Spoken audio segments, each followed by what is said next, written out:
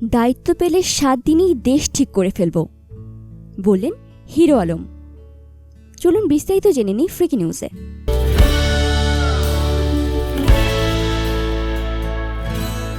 দায়িত্ব পেলে 7 দিনেই দেশ ঠিক করে ফেলবেন বলে জানিয়েছেন বগুড়ার হিরো আলম। শুক্রবার দুপুরে একটি রেডিও চ্যানেলের লাইভে এসে তিনি এই মন্তব্য করেন। রেডিও জকি জানতে চান, মন্ত্রী হলে আপনি কি করবেন?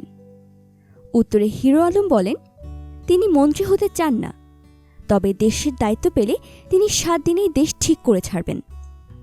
এ সময় হিরো আলম ভারতীয় অভিনেতা মিঠুন চক্রবর্তী অভিনীত ফাটাকেষ্ট ছবির উল্লেখ করেন। বলেন, আপনি ফাটাকেষ্ট দেখেননি? ছবিতে যেভাবে দেখানো হয়েছে সেভাবেই দেশ ঠিক করে ফেলব। রেডিও জকি হিরো আলমকে নেচে দেখাতে বলেন। উত্তরে হিরো আলম বলেন, তিনি নাচতে আগ্রহী নন, তবে সুযোগ পেলে বলিউড অভিনেত্রী সানি লিওনের সঙ্গে নেচে দেখাবেন তিনি। মানুষের খারাপ মন্তব্য, সমালোচনা কিভাবে নেন জানতে চাইলে হিরো আলম বলেন, এগুলো আমার খুব ভালো লাগে, কারণ গালি দিতে হলে আমার নামটা আগে মুখে নিতে হয়। তার মানে ওই ব্যক্তির মাথায় হিরো আলম শব্দটা কাজ করে, সে আমাকে গুরুত্ব দিচ্ছে বলে এটা করে।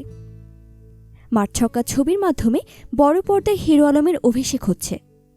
ছবিতে প্রচুর অ্যাকশন দৃশ্য আছে বলে জানান হিরো আলম।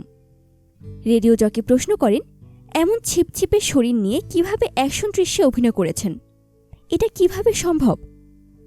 হিরো আলম বলেন, পারি আর না পারি, সামনে এগিয়ে যাব, পরে যা হওয়ার হবে।